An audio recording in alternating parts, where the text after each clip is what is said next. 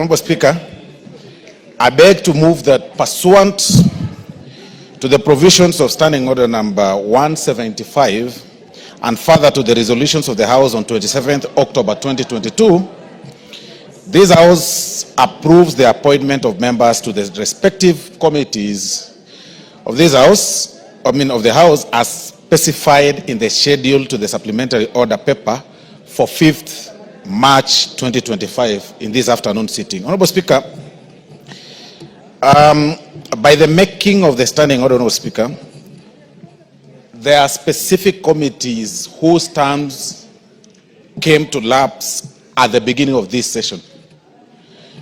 And even in this formation of the supplementary budget, the BPS and everything that has been going on, Honorable Speaker. Have you moved the motion? Yes, I have. You haven't? You say, I beg to move the following motion and read it as it is. Have you done so? I have moved, Honorable Speaker. Sorry, I was being talked to by some members. You did. Go ahead. I moved it. Sorry, two members were conversing with the Speaker. Well guided, Honorable Speaker. So, Honorable Speaker, as I was saying, through the making of the standing order, there are some specific committees whose term came to an end at the lapse of the last session. And it really brought a lot of, the committees have not been sitting, of course, for this period. And I must say that the leadership of this House, both the minority and majority, have burnt midnight oil, Honorable Speaker, to even come up with this list. It may not be pleasing to all sometimes because our officers, Honorable Speaker, have been very busy. We've been approached by honorable members from all quarters, of course, lobbying for specific committees, maybe perhaps out of their expertise or interests or whatever reasons, Honorable Speaker. But I want to say this, that this House is very wealthy of very experienced and rich CVs, Honorable Speaker. This House enjoys people from different fields. We have experienced lawyers here, we have teachers, we have different professions, we have doctors. I mean, it is important that we share such experiences, Honorable Speaker, through these committees, even as we, try to realign our experiences and share ideas, Honorable Speaker. So the formation of these committees, Honorable Speaker, hasn't been very easy. Hasn't been very easy, Honorable Speaker, because there are so many factors to look at when you're coming up with even a single name. When you pull one, you affect the other. There is a question of regional balance. There is a question of gender. There is a question of experience. There is a question of party politics. There is a question of coalitions. So it hasn't been very easy, Honorable Speaker. And the House leadership has met more than 16 times in coming up with this list that we've seen here. That had we extended by a day, even this list that you see today here would not come here the same as it was yesterday.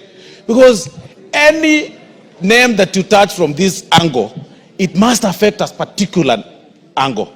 And we did not really look at, when we were coming up, Honorable Speaker, with this list, we didn't look at this, what people could imagine perhaps that, political pronunciations outside there, political persuasions. It was basically on political affiliations. If you are Kenya Kwanza, like the standing order provides, or Azimio coalition. It was also on the question of gender. It was also on the question of regional balance, because you really can't have two or three. For example, the committee, Honorable Speaker, that really had a lot of interest, the committee of the budget and appropriation. I mean, over 90 members showed interest, Honorable Speaker, to be members of the budget and appropriation committee, which wasn't very, very easy, Honorable Speaker. It wasn't very, very, very easy. I mean, 90, yet the provision of the standing order only provides for 27, Honorable Speaker. So the only way one can balance such, Honorable Speaker, is through coming up with a formula. And that formula, as I've said, Honorable Speaker, is the regional issue, the question of gender, the question of political affiliation, and negotiations and counter negotiations, Honorable Speaker. So this hasn't been very easy, and that is why we really urge this House to support this list as it is. But even as we move forward, Honorable Speaker, there has also been a lot of politics as far as the formation is concerned. That perhaps, you know, because by the lapse of these committees and the formations, or somebody wants to be moved as chair from this particular side to the other. So, Honorable Speaker, it hasn't been very easy. And I want to say that it is this House, it is the members that have been selected upon being passed by this House, Honorable Speaker, that, that will sit down within 7 days and elect their own chairs, Honorable Speaker. Let it never come out there for political reasons that, you know, perhaps the leadership is going to have so-and-so appointed as chair, so-and-so ejected as chair. I mean, that is, those powers are not a preserve of the House leadership, Honorable Speaker. It is the prerogative of the members that sit in those committees to elect the chair that they want, Honorable Speaker, so that people don't use such for politics. If you lose elections in the particular committee that you've been placed, please do not blame particular leaders or bring the issues of politics and political persuasions, which are neither here nor there, Honorable Speaker. So, Honorable Speaker, these committees, upon being passed by this House, the membership, as indicated in the schedule, Honorable Speaker, have 7 days to sit and elect their chair and vice chair. And then they come up with a schedule of their programs. So many urgent matters that needs to be handled. Several matters, Honorable Speaker, all along in the past 2 weeks have been handled by the Liaison Committee. And I'm sure the Liaison Committee has really heard through the chair, your deputy, Honorable Speaker, they've really been very, very busy moving around the corridors to do the work that the particular committees or specific committees ought to have done. And that is why we are the committees, Honorable Speaker. Once they form, they elect their chairs and vice chairs, move with speed. Urgent matters should be handled, should be expedited with speed. The issues of the NGCDF, Honorable Speaker, the issue of budget policy statements, the issues of the supplementary budget, all those other issues, Honorable Speaker, should be handled by these committees once they've been formed. So, Honorable Speaker, I therefore beg to move in the amended form the Committee on Regional Integration, Honorable Speaker, to also include the Honorable Irene Mayaka, who should or who will replace the Honorable Orero Peter Ochieng. And that is the amended form, Honorable Speaker. The Committee on the Regional Integration. It is in particular, let me check the page, Honorable Speaker.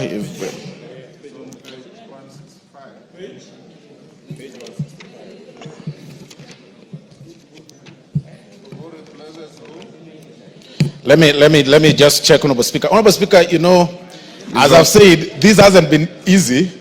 When we were moving this earlier, 165.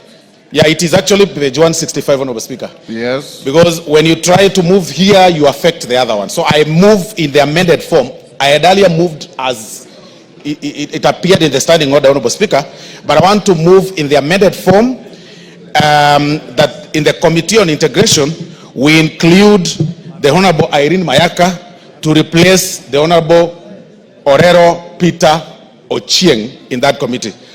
I move, Honorable Speaker, and I request the most gracious minority whip, the Honorable Millie Odhiambo, to second. There can't be anything out of order. The motion has not been seconded. Irene? Sorry, not Irene, Millie? Thank you, Mr. Speaker. Mr. Speaker, I'd ask to second this motion. And Mr. Form. Speaker, I wish to indicate... You are seconding as is or in amended form? In amended form, sorry, Mr. Speaker. I wish to second the motion in amended form, Mr. Speaker. And in seconding, Mr. Speaker, I wish to indicate, just as the majority whip has indicated, that there are committees that whose terms have expired mid-term, Mr. Speaker, and therefore were being reconstituted. But, Mr. Speaker, there are also members that have shown different interests in different other committees, and there are also some vacancies that were rising either because a member has passed on or because a member lost the seat. And so, Mr. Speaker, we have done that as well.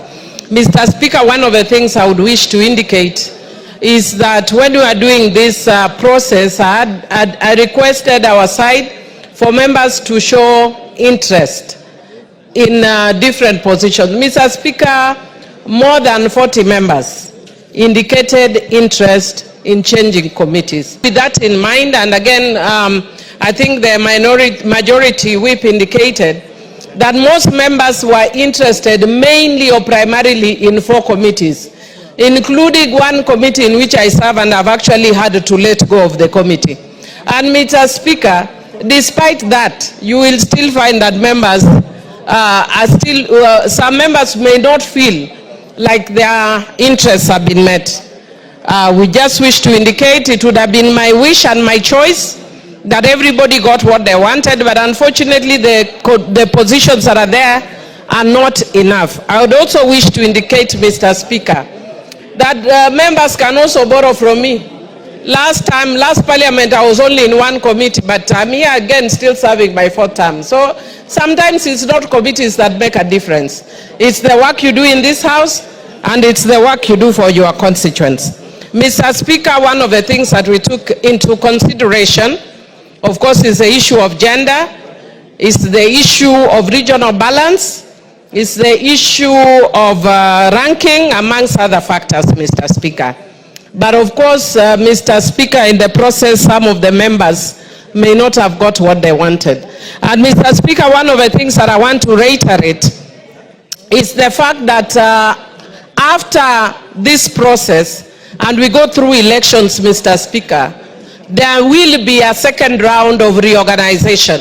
So I want to encourage members that have not got the committees that they are interested in to hold on and wait for the second level of reorganization. Otherwise, Mr. Speaker, I do second and thank Honorable Osoro. Thank you, Mr. Speaker. Order, members on their feet. Take your seats. Take your seats.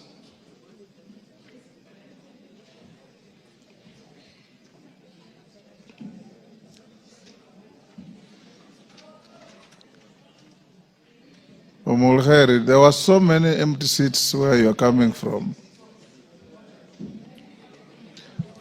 Honorable members, I now propose the question at order number 9, which is that pursuant to the provisions of the Standing Order 175 and further the resolution of the House on 27th October 2022, this House approves the appointment of members to the respective committees of the House as specified in the schedule to the supplementary order paper for 5th March 2025 afternoon sitting, subject to the amendment appearing at page 165 on the Committee on Regional Integration, where at number 16, Irene Mayaka, Honorable, replaces Honorable Orero Peter Ocheng, MP.